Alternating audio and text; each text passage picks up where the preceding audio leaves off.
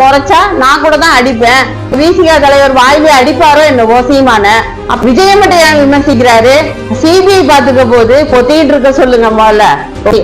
இப்போ உங்களுடைய பர்சனல யாராவது கேக்குறாங்களா? நீங்க எங்க போனீங்க, எங்க குளிச்சுட்டு கூத்தடிச்சீங்க, உங்களோட வீடியோ கூட தான் நிறைய வருது. யாராவது கேக்குறாங்களா என்ன? அனைவருக்கும் வணக்கம். நாம் தமிழர் கட்சி தலைவர் சீமான் அவர்கள் தினம் தினம் பத்திரிகையாளர் சந்திப்புல தாவேகா கட்சி விஜய் அவர்களை ஒரு விமர்சனம் வச்சுமேனியே இருக்காங்க. அப்படி அவர் பேசி பேசி அவருடைய குரல் வலை இன்னைக்கு கம்மி போய் இருக்க நிலைமையில இருக்காரு. இது எதனுடைய வெளிப்பாடா தெரியுது அப்படின்னா, கரூர் மாவட்டத்துல உயிரிழந்த 41 குடும்பத்திற்கு அவரு விஜய் தனித்தனியாக பார்த்து இங்க சென்னை வரவழைச்சு பார்த்திருக்காரு. அது இல்லாம 20 லட்சம் ரூபாய் பணம் கொடுத்திருக்காரு. இதனுடைய பின்னணியில சிபிஐ விசாரணையோட வழக்குல அந்த குடும்பத்தினர் எப்படி அவருக்காக பேசுவாங்க அப்படின்னா, அதாவது அந்த குழந்தைகள் செத்தது பரவாயில்ல, என் குடும்பத்திலேருந்து ஒரு உயிர் போனா கூட சந்தோஷம், உங்களை பார்த்ததே எங்களுக்கு ஒரு பெரிய பெருமை அப்படிங்கிற லெவல்ல பேசுவாங்க. ஏன்னா அவர் லஞ்சமா கொடுத்தா மாதிரி ஒரு 20 லட்சத்தை லஞ்சமா கொடுத்தா மாதிரி துச்சமா நினைச்சு பேசி அவரை அசிங்கப்படுத்துவதோடு, அதாவது தாவேகா கட்சி தலைவரை அவர் அசிங்கப்படுத்தணும் அப்படிங்கிற மோட்டோல பேசினா கூட, இதனோட பின்னணியில அவர் யாரை வச்சு அசிங்கப்படுத்துறாரு அப்படின்னா, ஒரு இவருக்கும் அந்த கரூர் மாவட்டத்துல ஒரு ஓட்டு போடக்கூடிய வாக்காளர்கள் கண்டிப்பாக இருப்பாங்க. யாரு? நாம் தமிழர் கட்சி சீமான் அவர்களுக்கும். அப்படி இருக்கும் பட்சத்துல அந்த மக்கள் யாருமே தெரியாதவங்களுக்கு, ஆனா அந்த தெரியாத அந்த மக்கள் மேல ஒரு தப்பான உங்களுடைய வன்மத்தை தீர்த்துக்கிறதுக்காக ஒரு குற்றத்தை சாட்டுறீங்க பாத்தீங்களா? உங்களுக்கு தான் பேச்சு திறமை இருக்கு அப்படிங்கிறதுனால அந்த 41 குடும்பம் விஜய் அவர்களை எதிர்க்கல அப்படிங்கிற ஒரே ஒரு காரணத்தை வச்சு அவங்கள அசிங்கப்படுத்துறீங்க. ஒரு உயிரை இழந்துட்டு அவங்க ஒரு பிடிமானமே இல்லாம ஒவ்வொரு குடும்பத்திலையும் ஒரு உயிரை இழந்த இழப்பை தாண்டி உங்களுக்கு என்னங்க வழி வந்துச்சு? அந்த உயிரை இழந்த குடும்பமே அவரை ஏத்துக்குச்சுன்னா அது உங்களுக்கு எங்க வலிக்குது? ஏன் இந்த மாதிரியான அவங்கள அசிங்கப்படுத்துறீங்க? அவங்க விஜயை பார்த்தாலும் பார்த்ததே எங்களுக்கு போதும், எங்க குடும்பத்துல ஒரு உயிர் போனாலும் பரவாயில்ல அப்படின்னு சிபிஐ விசாரணையில சொல்லுவாங்கன்னு சொல்றதுக்கு நீங்க யாரு? முதல்ல நீங்க 1 ரூபா நஷ்டஈடு கொடுத்தீங்களா, நிவாரணம் கொடுத்தீங்களா? இல்ல அவங்களால கொடுக்கதான் முடியுமா? விஜய் அவருடைய சுய சம்பாத்தியத்துல 20 லட்சத்தை தூக்கி கொடுத்திருக்காரு. மக்களோட வரி பணத்தை தூக்கி முதலமைச்சர் கள்ளச்சாராயத்துக்கு கொடுத்தாரு இல்லையா, ஒவ்வொரு குடும்பத்துக்கு 10 லட்சம், அந்த மாதிரி முதலமைச்சர் நிதியிலேருந்து கொடுக்கல. இவர் விஜயோட தனிப்பட்ட சுய சம்பாத்தியத்துல இருந்து கொடுத்திருக்காரு 20 லட்சம் ரூபாய் ஒவ்வொரு குடும்பத்துக்கும். இதையே உங்களால பொறுக்க முடியல.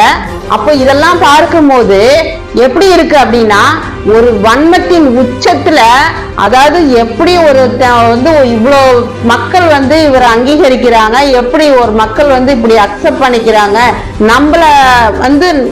நம்மளால இது முடியல அப்படிங்கிற ஒரு இயலாமையை வெளிப்படுத்துவதன் விதமாக தான் இதை பார்க்க முடியுது. இதே சீமான் கேக்குறாரு, ஏன் விஜய் மேல எஃப்ஐஆர் போடல, ஆதவ அர்ஜுனா மேல எஃப்ஐஆர் போடல?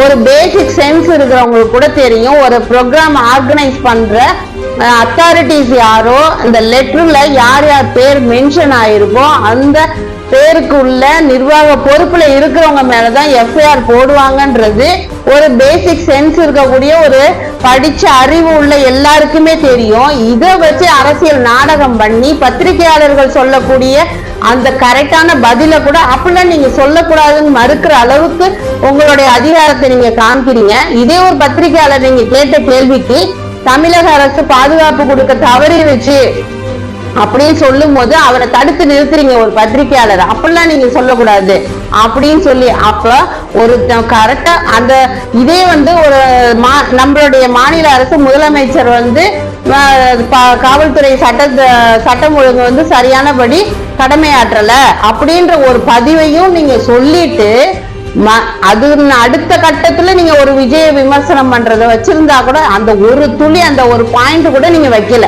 அப்ப சட்டம் ஒழுங்கு, காவல்துறை, இன்னைக்கு ஆளுங்கட்சி தரப்புல அவருக்கு கொடுக்கப்பட்ட பாதுகாப்பு எல்லாமே ஓகே. அப்ப விஜய் வேன் அவுட்டு இறங்கி எல்லாரையும் அடிச்சு கொண்டா மாதிரியும் விஜய் மேல ஏன் எஃப்ஐஆர் வரல? ஆதவ அர்ஜுனா மேல, ஆதவ அர்ஜுனாவுக்கும் விஜய்க்கும் அங்க என்ன வேலை? வந்து பார்ட்டிசிபேஷன், அவங்க வந்து கலந்துக்கிட்டாங்க, அவங்களுக்கு பாதுகாப்பு கொடுக்க, அவங்க வந்து அங்கீகரிக்கப்பட்ட ஒரு லெட்டரை வாங்கி போலீஸ்ல பர்மிஷன் வாங்கி ஒரு டைமுக்குள்ள அவங்க சொன்ன டயத்துக்குள்ள வந்திருக்காங்க. அப்ப அதுக்கு பாதுகாப்பு தவறி கொடுக்க மறுத்த அரசு தான் முதல்ல தார்மீக பொறுப்பேற்கணும். இதெல்லாம் வந்து அதை சிபிஐ விசாரணை பண்ணிக்க போது நீங்க எதுக்கு குதிக்கிறீங்க? சிபிஐ விசாரணை பண்ண போது உங்களுக்கு என்ன தவிப்பு?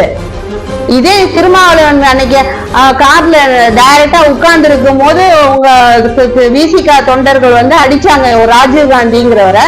அதுக்கு நீங்க என்ன சொன்னீங்க? எங்க அண்ணனை முறைச்சா நான் கூட தான் அடிப்பேன், இதை பத்தி நான் கருத்து சொல்ல விரும்பலன்னு சொன்னீங்களே. ஏன் விசிகா தலைவர் திருமாவளவன் மேல வந்து எஃப்ஐஆர் போடணும் அப்படின்னு சொல்லி அன்னைக்கு வாயை திறந்து பேச வேண்டியது தானே? உங்களோட திறமையை எங்க காமிக்கணும்? விசிகா தலைவர் வாயிலே அடிப்பாரோ என்னவோ சீமான. அப்ப அங்க பயம் இருக்குல்ல, அங்க கூட்டணி, அங்க வந்து நட்பு ரீதியான ஒரு இது இருக்கு இல்லையா? இப்ப விஜய்னா இலக்காரமா இருக்குதா? விஜய் மேல எஃப்ஐஆர் போடணும்? உனக்கு கண்ணுக்கு நேரம் தெரிஞ்சு நடந்த தப்புக்கும் ஒருத்த மேல எஃப்ஐஆர் போடுன்னு சொல்ற அளவுக்கு திராணி இல்லாத சீமான் விஜய் மட்டும் ஏன் விமர்சிக்கிறாரு? சிபிஐ பாத்துக்க போது பொத்திட்டு இருக்க சொல்லுங்க முதல்ல. ரொம்ப ஓவரா அதாவது தப்பு வந்து இந்த அளவுக்கு மக்கள் மனசுல அப்படியே கரெக்ட் மாதிரி பேசுறதுக்கு உங்க நடிப்பெல்லாம் வந்து என்னைக்கோ இதாயிடுச்சு. இப்போ உங்களுடைய பர்சனல யாராவது கேக்குறாங்களா? நீங்க எங்க போனீங்க, எங்க குளிச்சுட்டு கூத்தடிச்சீங்க, உங்களோட வீடியோ கூட தான் நிறைய வருது. யாராவது கேக்குறாங்களா என்ன? விஜய் விமர்சனம் பண்றாரா என்ன? அவரு ஆழ்ந்த இரங்கல் தெரிவிக்கிற ஒரு எமோஷனலான ஒரு விஷயத்துல வந்து அரசியல் பண்ணி பிழைக்கணும்னு நினைக்கிறீங்களே, இதெல்லாம் ஒரு பொழப்பா? நன்றி.